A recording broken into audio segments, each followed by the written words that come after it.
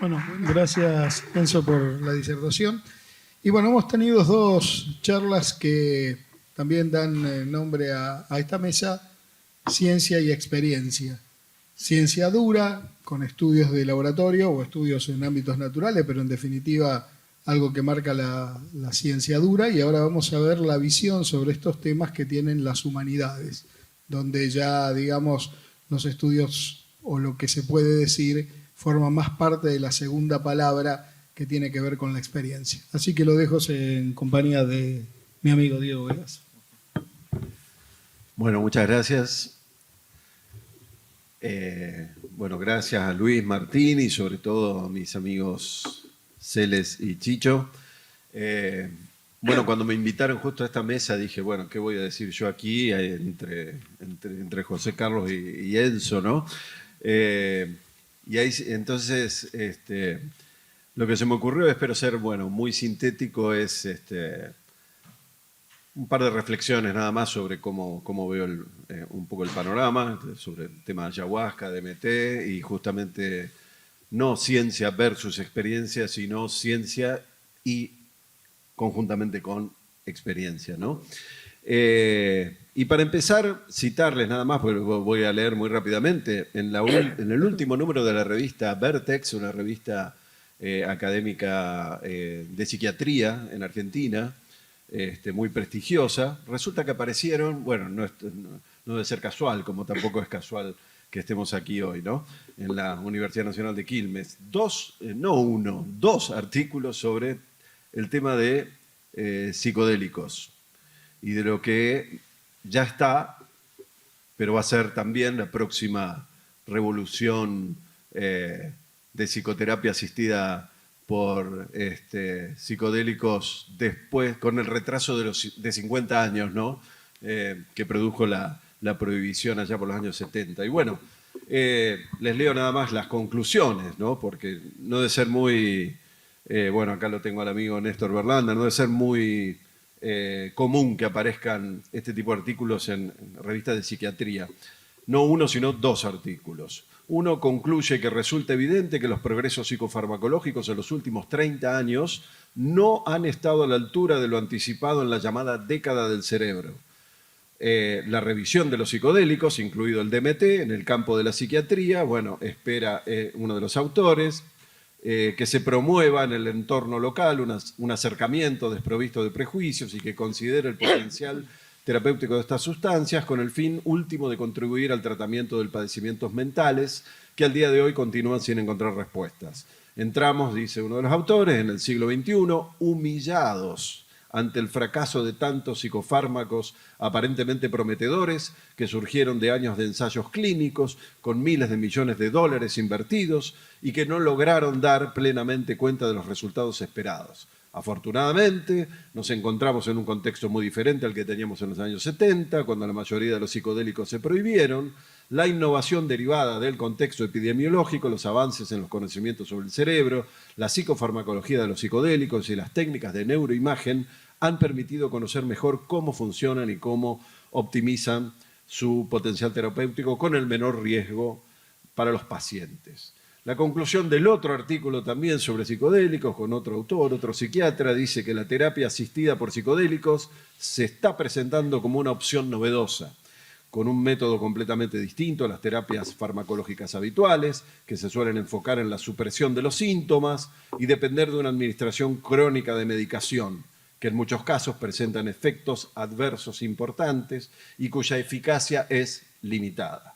Por el contrario, la terapia psicodélica parece abrir una ventana de oportunidades vía efectos farmacológicos, permitiendo el insight y la liberación emocional, que junto con el soporte psicoterapéutico posibilita una revisión de miradas, preceptos, estilos de vida y formas de vincularse con uno mismo y con el entorno. Bueno, realmente creo que ya estamos frente a esta revolución, con este retraso de 50 años, pero aquí, y por eso quiero decir que realmente es un honor para mí estar junto a estos dos grandes científicos, ¿no? Creo que, bueno, ellos son los que están posibilitando también esto que ya está y que se viene. a partir de tantos estudios con neuroimágenes, con digamos, estudios clínicos, psicofarmacológicos, ¿no? Se ha estudiado la ayahuasca, por ejemplo, ya en terapia de duelo, en pacientes con trastornos alimentarios, pacientes con tratamiento de trastorno de estrés postraumático, con conductas antisociales, con uso abusivo de alcohol, cigarrillo industrial, es decir, cada vez hay más y más y más y más papers, y esto está buenísimo, y realmente lo aplaudimos, pero aquí estoy un poco en representación de, como dijo Néstor, de las humanidades, ¿no?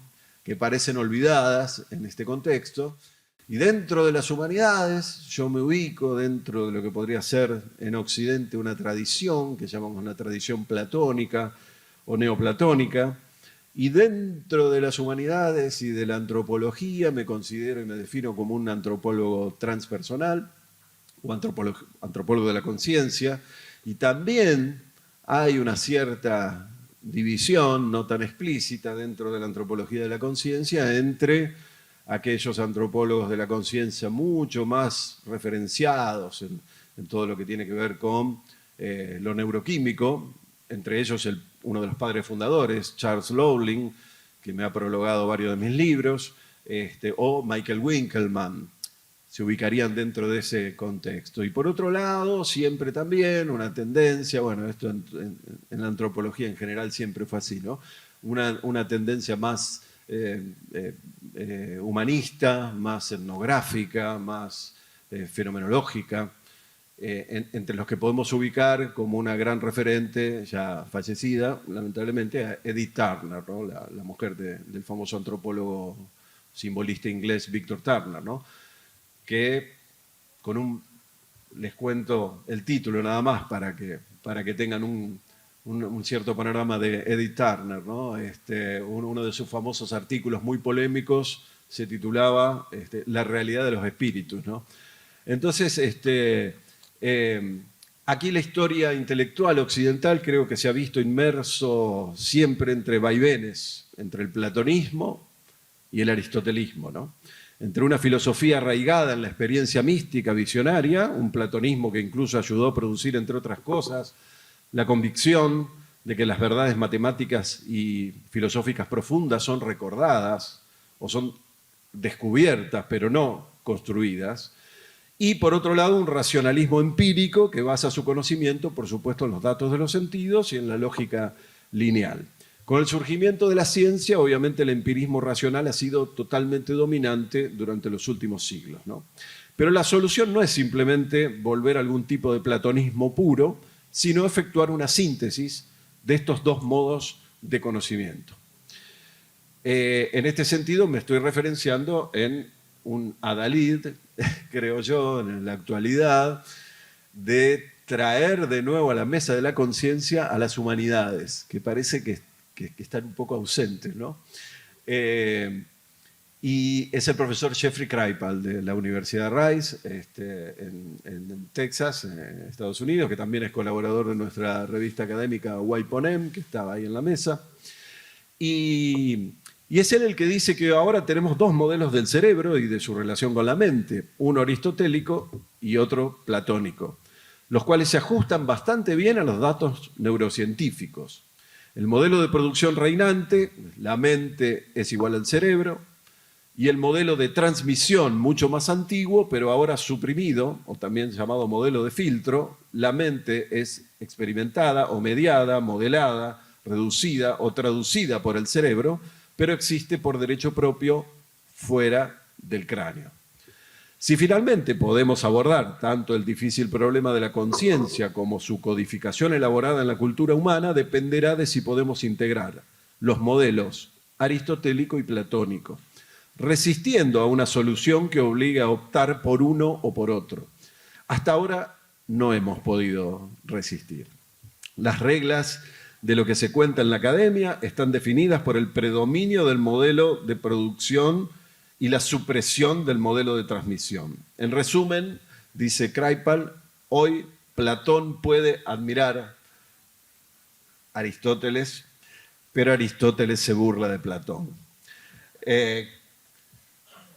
Kraepel también cita a un neurocientífico contemporáneo, David Eagleman, que enseña e investiga en el Baylor College of Medicine, y en su libro Las vidas secretas del cerebro aborda la cuestión del alma y expresa algunas reservas acerca del materialismo. Y dice, bueno, una anécdota, ¿no? Imaginemos que nosotros somos, o que ustedes son un bosquimano, un san del desierto de Kalahari en África, y nos topamos de pronto con una radio de transmisores que está nunca vimos eso antes, que está, ¿no es cierto?, en la arena. Y bueno, la levantamos, ¿cierto?, la radio, giramos las perillas y de pronto encontramos que de esa extraña cajita que nunca antes vimos, que no sabemos lo que es, salen voces. Y bueno, y entonces empezamos un estudio científico, ¿no?, si se quiere, de las causas de esas voces que salen de la cajita, ¿no? Y observamos que cada vez que sacamos un cable verde de la radio, las voces ya no se escuchan, se detienen. Y que, bueno, cuando volvemos a conectar ese cable verde, las voces comienzan a aparecer de nuevo. Llegamos a una conclusión bastante clara, ¿no? Las voces dependen completamente de la integridad de los circuitos. Pero en algún momento nos encontramos con algún amigo de nuestra comunidad de bosquimanos y nos preguntan cómo algunos simples bucles de señales eléctricas pueden generar música y conversaciones. Y bueno, nosotros admitimos que no lo sabemos, pero que nuestra ciencia ya lo va a descubrir en algún momento y que estamos cada vez más cerca de resolver este problema, ¿no? Bueno, suponiendo que estamos realmente aislados, que no sabemos prácticamente nada de lo que necesitamos saber, es decir, que hay ondas de radio, que hay electromagnetismo, que hay ciudades distantes donde hay estaciones de radio. Bueno, no tendríamos la capacidad siquiera de imaginar todo eso, ¿no? Es decir, que solamente nos quedaríamos con la cajita. Y dice Eagleman, no tienes la tecnología para demostrar la existencia de las ondas, todos señalan con razón que eres tú el que tiene que convencerlos, no podrías convencer a casi nadie y probablemente tú mismo rechazarías la existencia de ondas tan misteriosas como espirituales. Te convertirías en un materialista de la radio. Eagleman señala al final de su libro, no estoy afirmando que el cerebro sea como una radio, pero estoy señalando que podría serlo. No hay nada en nuestra ciencia actual que descarte eso. Bueno, innumerables pistas sugieren que el cerebro humano podría justamente funcionar como un receptor imperfecto de alguna señal transhumana, ¿no? William James, Henri Bergson, Aldous Huxley son todos autores que argumentaron lo mismo mucho tiempo antes que Eagleman. Bergson incluso utilizó la misma analogía de la metáfora de la radio. Y a fin de cuentas tenemos innumerables pistas en la historia de las religiones y también en mi campo de estudio, que es la etnografía y sobre todo en la antropología transpersonal, que optamos por la teoría de la radio y sugerimos, aunque difícilmente podamos probarlo, que el cerebro humano puede funcionar como una radio o una televisión neurológica súper evolucionada y que en momentos raros pero reveladores el canal cambia repentinamente como un receptor imperfecto de alguna señal transhumana que simplemente no cumple con las reglas tal y como la conocemos. Desde este punto de vista, opino que la DMT es un neuromodulador porque está vinculado a otros varios receptores, pero que lo que hace es permitir vernos el otro lado. O mejor dicho, más información dentro de un amplio espectro de lo que denominamos realidad-conciencia, ¿no? En 27 años, con innumerables cantidades de experiencias, con ayahuasca sobre todo, pero sobre todo en contextos chamánicos, nuestra sospecha acerca de esto tiene que ver con varias vivencias que hemos tenido y que he tenido subjetivamente, personalmente, ¿no? Por un lado, por ejemplo, el tema de la sobada que uno ve en los contextos chamánicos para quitar, como dicen los peruanos, la mareación, ¿no es cierto? O extraer a veces también el mal espiritual, ¿no es cierto?, que es completamente invisible en la vigilia, en el estado de vigilia, pero por supuesto allí se puede ver. Bueno, digamos, he experimentado personalmente, por ejemplo, lo que se siente cuando un chamán, ¿cierto?, te extrae la mareación simplemente con la sobada, ¿no? Creo que difícilmente explicable a través de solamente, digamos, lo neuroquímico, ¿no? La soplada también, está la sobada, pero también está la técnica de la soplada para insuflar mareación a partir de la coronilla. Interesante porque la coronilla también es fundamental en otras culturas, como por ejemplo en la guaraní, o pensemos también en el fowa tibetano, la técnica para transmitir la conciencia, digamos, a algunos de los cielos budistas, ¿no?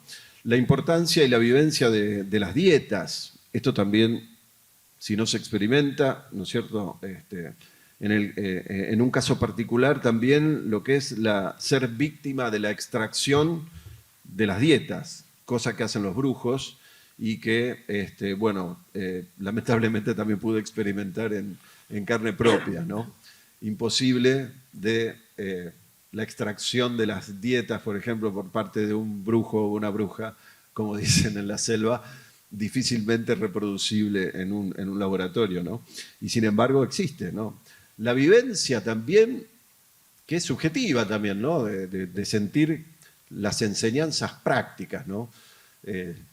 A medida que más experiencias en contextos chamánicos o cuasi chamánicos con ayahuasca, donde además de las cuestiones biográficas, recuerdo que ya con Néstor hace más de 20 años decíamos los contenidos personales, biográficos, los contenidos que decíamos las otras realidades, o sea, las cuestiones más arquetipales, y por otro lado, que me voy a referir para ir cerrando con lo que llamamos la experiencia de la totalidad, ¿no? Son los tipos de 3 contenidos que suelen tenerse con la ayahuasca, pero no correlativos, por supuesto, a veces todos juntos y a veces algunos se experimentan y otros no.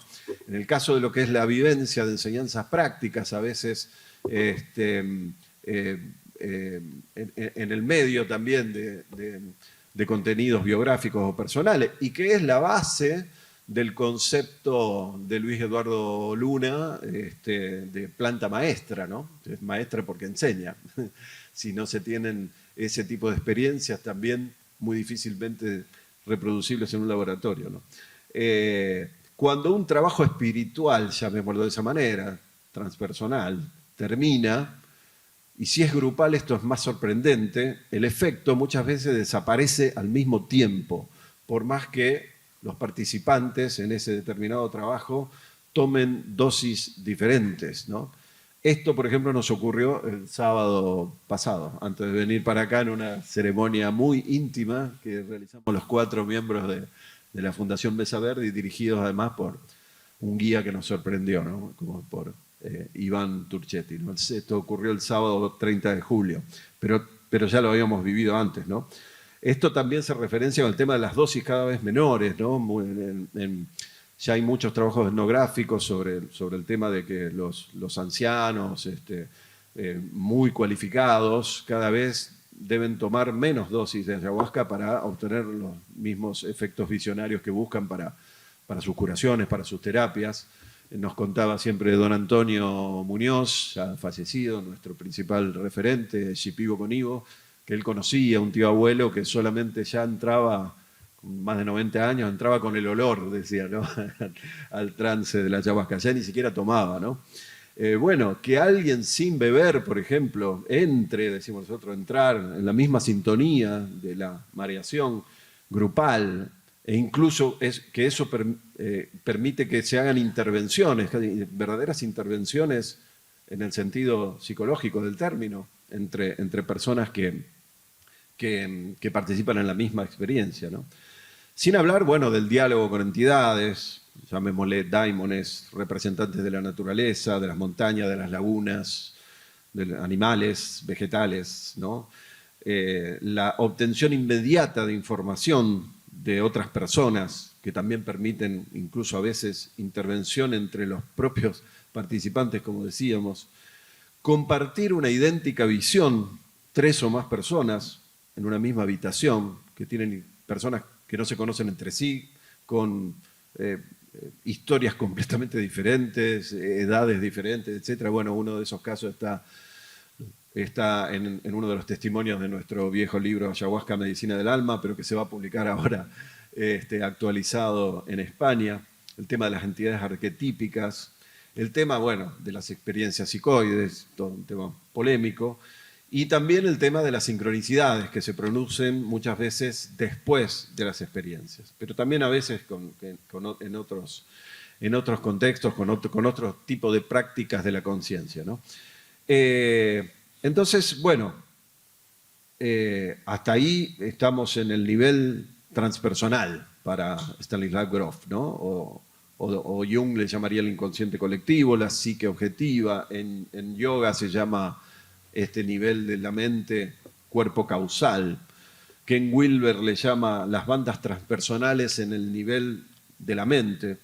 Pero también hemos recogido a lo largo de tantos años de experiencias de ayahuasca una experiencia de orden trascendente tras el aparente caos, ¿no?, en el universo y también la experiencia de la identificación sujeto-objeto. En general, yo no sé si es un término muy argento, pero suele expresarse esa experiencia cuando terminan en las sesiones de ayahuasca con el "está todo bien". ¿Les ha pasado? Todo bien, está todo bien, todo está bien como está. Pero mirá todo lo que está pasando, y el hambre y la guerra en el mundo. No, pero hay un orden trascendente. No se expresa así filosóficamente, se expresa con el "está todo bien", ¿no? Y como antropólogo transpersonal uno tiene que comparar diversos tipos de prácticas de la conciencia. En los últimos 4 o 5 años estoy muy comprometido con estudiando y practicando el Dzogchen, que es una práctica no gradualista, de hecho se la llama la no vía, para disolver la percepción cotidiana, conceptual, discursiva, y emplazarse en esto que el Dzogchen llama la naturaleza de la mente, el estado primordial, ¿no? Ye-Shi en tibetano, o Kun-Shi, la base de todo, que sería la conciencia, ¿no? A partir de la espaciosidad. Y ahí encontré, y por eso quería compartirlos para ir cerrando, en tren de comparar, ya que es una práctica de la conciencia completamente diferente a la de la ayahuasca, en la mitología del Dzogchen y del Bon, que es una religión o espiritualidad prebudista del Tíbet,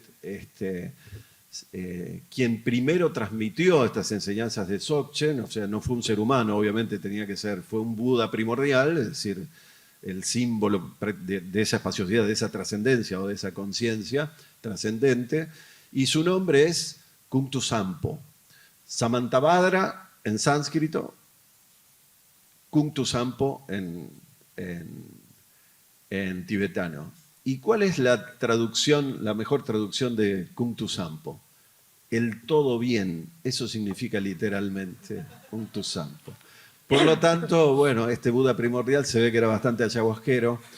En realidad estamos hablando de idénticos símbolos para una misma experiencia sensorial, ¿no? Que sería, bueno, esto de la experimentar, digamos, la pureza primordial, decimos en Dzogchen Kadak, pureza primordial, Lungdrup, claridad espontánea, y Tukche, energía primordial. Así que gracias, Kungtu Sampo.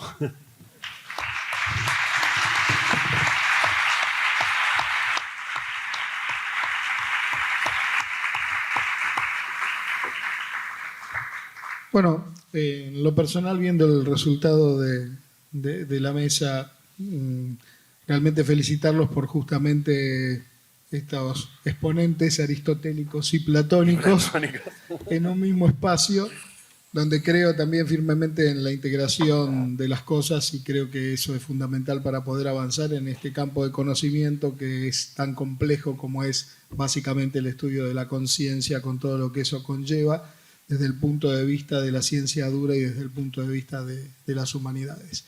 Así que felicitaciones, chicos, por el armado de esta mesa y gracias por la posibilidad de poder haber moderado. Y vamos ahora, si tenemos tiempo, a algunas